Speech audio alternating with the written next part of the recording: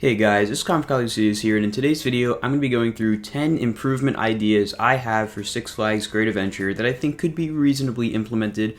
I want to make it very clear this is not me saying that the park sucks or the park isn't good, because I love Great Adventure, of course. I wouldn't go there as much as I do if I didn't, but as is the case with literally anything in the world, it can definitely be improved, and these ideas here, they're not necessarily ones that are super far-fetched. I think a lot of these can be fairly reasonably implemented. I don't think it'd be too difficult, and this video is definitely set up to have a part 2, so if you guys enjoy this video, please let me know down in the comments. That way I can know to make a part 2 with 10 more ideas. But first and foremost, let's start with these 10 ideas, and the first of which is a new scoreboard system for Justice League.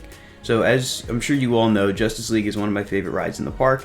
I love getting super high scores on it, but it can definitely be a little buggy, and I think that's a topic for another day. But I think it'd be really cool to see a scoreboard system implemented where instead of just seeing your vehicle score and the score inside your car and it only being displayed for a few seconds and then going to the next car, I think it'd be really cool if they built like a new scoreboard system outside the ride, similar to what Hershey Park has for their Cup Fusion attraction. There's a scoreboard outside the ride that showcases the top scores of the day.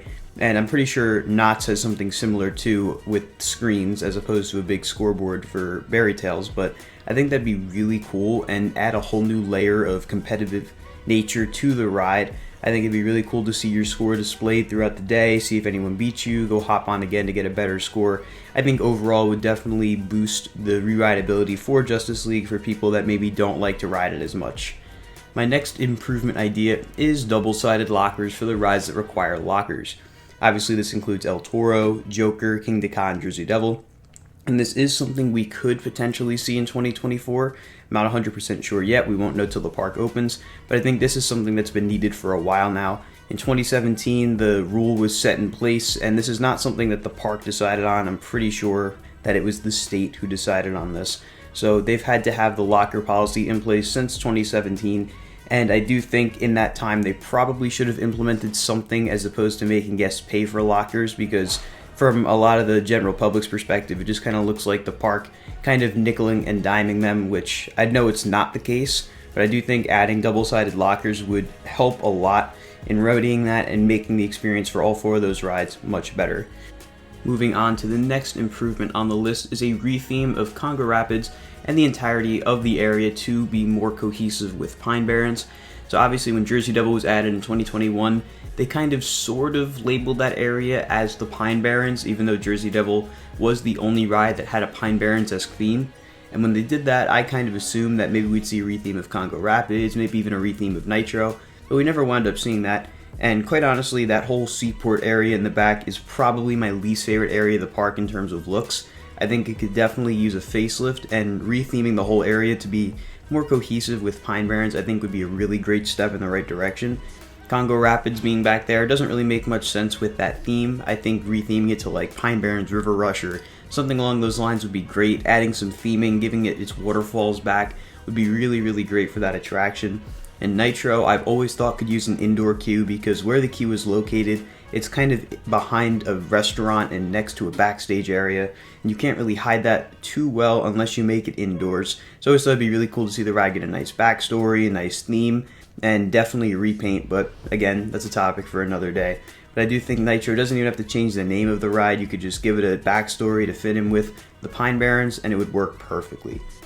I kind of killed 2 birds with 1 stone there. My other topic was to improve Nitro's queue, which, like I said, making it indoor, giving it a backstory would definitely help a lot. Next improvement on the list is a retheme of the Boardwalk. Boardwalk is another area of the park that I rarely visit, and I do think it's one of the weaker areas of the park. A lot of the Boardwalk areas in many parks I'm just not really a big fan of anyways. I think having all the games there is kind of a little gimmicky, but I do think there's a way it can be done right. And I think personally the best way to do this at Great Adventure specifically would be to shorten the Boardwalk area of the park so that the games don't go as far back, and retheme that entire back half to an Air Force base or some kind of Army base. That way you can bring back sort of the theme it used to have with the right stuff being there, and the parachutes used to have a similar theme to go along with that. I think it'd be cool to see the 2 superhero rides back there rethemed, because quite honestly, having 2 superhero rides on a boardwalk when the rest of it is over by Metropolis doesn't really make much sense. I think Superman, it'd be really cool to see it rethemed to like Mach 1 or the Right Stuff to kind of pay homage to that attraction. And Green Lantern could be rethemed to Shockwave, and they already have most of the Air Force theming there anyways with the plane and various aircrafts and everything. It'd be fairly simple to do, and it would pay homage to a past attraction at the park. And I'm sure eventually parachutes will be demoed, so they could probably put a new attraction there as well. And I imagine also that Twister isn't long for this world. It'll probably be gone within the next 10 years, so they could even do another ride over there, make the whole area themed to like an Air Force base, especially because of how close they are to McGuire. I think it would be really cool to see that theme implemented. Next up on the list, we have the restoration of Skull Mountain and Dark Knight's effects. So I've mentioned this a lot in the vlogs from throughout 2023, but Skull Mountain used to have really great effects. It was one of the best themed coasters in the park. There was lighting effects, there were different props throughout the ride, there were sound effects, and now none of those are really there. The ride itself isn't even pitch black because there's some light protruding in from outside the building. So I think it'd be really great to see the ride kind of given a restoration, a big refurbishment, get the mountain cleaned up a little bit, inside put some more props because the queue itself and the station looks great. It's just inside the ride itself that needs to be improved. And then as for Dark Knight, it's definitely not as bad as Skull Mountain, but there definitely are some effects that used to be there which aren't there anymore, like the horn at the end of the ride and some other lighting and sound effects throughout the ride experience. I think both those rides have a lot of potential to be really great rides, and I'm not saying they're bad, but I do think with some better theming and a little bit of TLC, they would definitely be much better, and I hope we could see that in the years to come. Next up on the list, we have adding more rides to the Golden Kingdom and removing Splashwater Oasis. So if you don't know what Splashwater Oasis is, right across from the restrooms in the Golden Kingdom, there's that little play structure. That used to be like a kiddie splash pad. It closed, I believe, back in 2017 and has been standing there for that long. I'm really surprised it hasn't been demoed yet. But for me, or at least to me, that's a prime spot for a new ride. Whether you do a coaster that goes out towards El Toro or you do just a flat ride right there, I think that would be a really good spot to do something. Even further back by Zumanjaro, there's so much space back there. I've always thought it'd be really cool to see a flat ride package built on the path to Zumanjaro, and then you can move Zumanjaro's technical entrance further back. That way people don't see it as such a long walk back there if there's other things to do. I do think Golden Kingdom has, on paper, the potential to be the best area in the park, and in my opinion, it's definitely the best themed, and it could just be improved ever so slightly more to make it even better.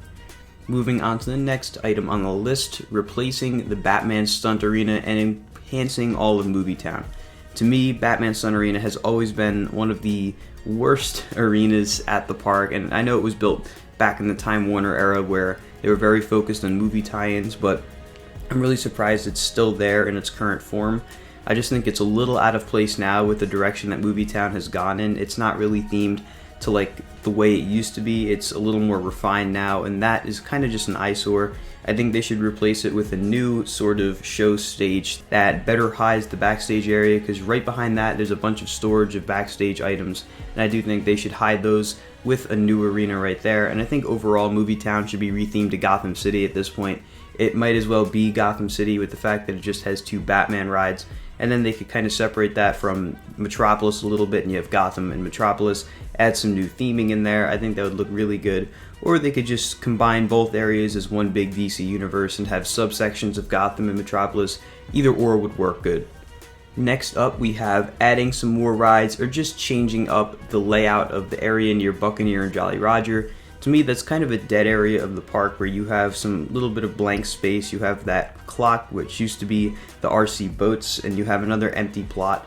And then there's also the empty area next to fender benders as well. I know they use that now for events area, but all of that I've always thought could use a couple new rides or just something to do, whether it's a restaurant or snack stand or something. To me, that area of the park's a little on the dead side, and adding something over there would definitely spruce it up a little bit.